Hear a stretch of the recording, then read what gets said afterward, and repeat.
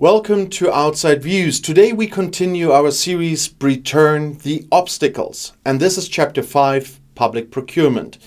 As we explore the possibility of the UK joining the EU again, it's essential to understand that this would not be a simple reversal of Brexit.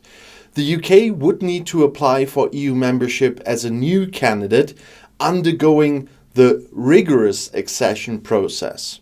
And today's focus is on Chapter 5 of the Acquis Communautaire, the public procurement, as I said. Public procurement plays a crucial role in the functioning of the EU single market. It refers to the process by which public authorities, such as government departments and local councils, purchase goods, services, or works from companies. The EU's rules on public procurement are designed to ensure that contracts are awarded transparently, fairly, and competitively, preventing discrimination and fostering equal treatment for all businesses. And this chapter sets out the principles and detailed rules for public procurement, which includes transparency, non-discrimination, and free competition. The EU's acquis on public procurement applies to various sectors, from construction and infrastructure projects to public utilities and IT services. For traditional contracting entities such as government departments and for special sectors like utilities, the rules ensure that contracts are awarded based on objective criteria and in a manner that guarantees value for money. And these rules also include provisions for review procedures and remedies, allowing companies to challenge decisions they believe to be unfair or discriminatory. For the UK, aligning with these principles and rules would be a significant step in its journey to joining the EU again, if that ever happens. Since Brexit, the UK has developed its own public procurement framework, diverging from EU standards at least in certain areas. Joining the EU again would require the UK to harmonise its public procurement rules with the EU's acquis, ensuring compliance with principles of transparency, equal treatment, and of course non-discrimination. One key area of divergence is indeed transparency. The EU's rules require public authorities to publish notices of procurement opportunities in a centralized database, such as the EU's Tenders Electronic Daily or TED. And this ensures that businesses from across the EU have equal access to information about public contracts. The UK, post-Brexit, has implemented its own digital platform for procurement opportunities known as Find a Tender. While this platform serves a similar purpose, it's not integrated with the EU system, of course, creating barriers for businesses seeking to bid on contracts in the UK and vice versa. To join the EU again, the UK would need to reintegrate into the TED system and ensure that its public procurement processes meet the EU's transparency standards. Another critical aspect is the coordination of rules for awarding public contracts. The EU's directives on public procurement set out detailed requirements for how contracts should be awarded, including criteria for evaluating bids and ensuring fair competition. These rules are designed to prevent favoritism and corruption, ensuring that contracts are awarded based on merit rather than political or personal connections. Post-Brexit, the UK has introduced its own procurement rules, which may differ from the EU's directives in terms of criteria and procedures. Joining the EU again would require the UK to align its procurement rules with the EU's acquis, which could involve significant legislative changes and also adjustments to administrative practices. Review procedures and remedies are another important component of this chapter. The EU's rules provide businesses with the right to challenge procurement decisions, as I said, when they believe to be unfair or discriminatory. And this includes access to independent review bodies and mechanisms for resolving disputes.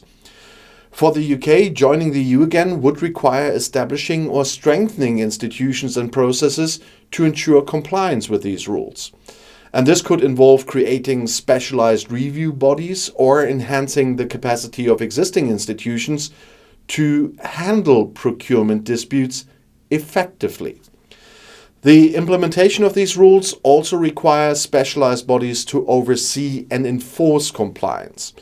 These bodies play a crucial role in monitoring procurement processes, investigating complaints, and ensuring that public authorities adhere to the rules.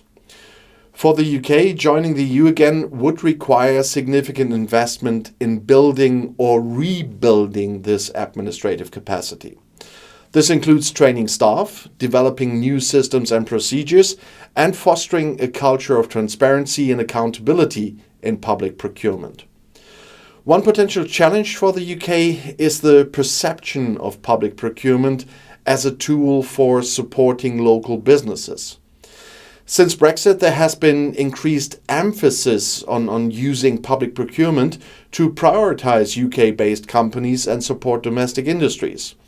While this approach aligns with certain political priorities, it conflicts with the EU's principles of non-discrimination and equal treatment. Joining the EU again would require the UK to shift its focus from prioritizing local businesses to fostering fair competition among all EU businesses. And this could be a politically sensitive issue requiring careful communication and public engagement to build support for the changes. The political challenges of this chapter cannot be underestimated. Public procurement is not just a technical issue. It is deeply intertwined with broader debates about sovereignty, economic policy, and public trust. For example, aligning with EU rules on public procurement could be seen as limiting the UK's ability to use procurement as a tool for promoting domestic industries and achieving social or environmental goals.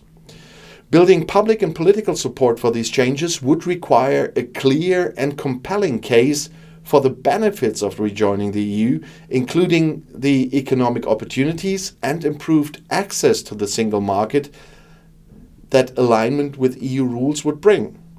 From the EU's perspective, public procurement is a critical area for ensuring the integrity and efficiency of the single market. And the EU is very unlikely to make any concessions or allow exceptions for any returning member, not even the new ones. Instead, the UK would need to demonstrate its commitment to fully implementing the acquis and addressing any areas of divergence.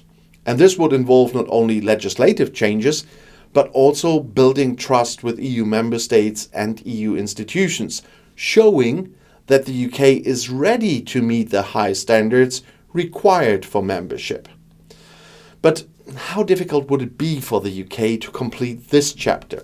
From a mere technical perspective, the UK's existing public procurement framework provides a strong foundation for alignment with EU rules, and many of the principles and practices established during the UK's membership of the EU remain in place, making the process of harmonization, let's say, relatively straightforward. However, the political and administrative challenges are indeed significant.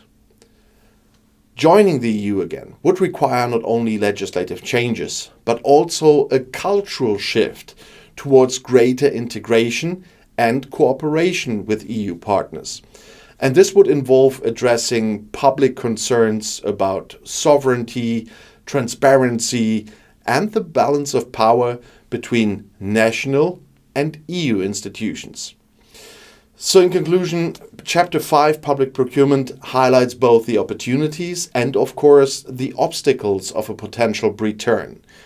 While the benefits of aligning with EU rules on public procurement are clear, the process of harmonization would require significant political will, public support, and administrative effort. And for the UK, this chapter is not just about aligning laws, it's about rebuilding trust, addressing misconceptions about public procurement, and demonstrating a commitment to the really core values of the European Union. So thank you for joining me once again on this fifth step in our exploration of the obstacles to BRITURN. And if you found this analysis insightful, please like the video, please do share it, and subscribe to Outside Views for more in-depth discussions on European politics and global affairs. And of course, let's continue the conversation in the comments below the video. What do you think about the UK's ability to align with the EU's rules on public procurement? I look forward to your thoughts, and as always, stay informed and see you in the next video, one of those you see right here in the end screen.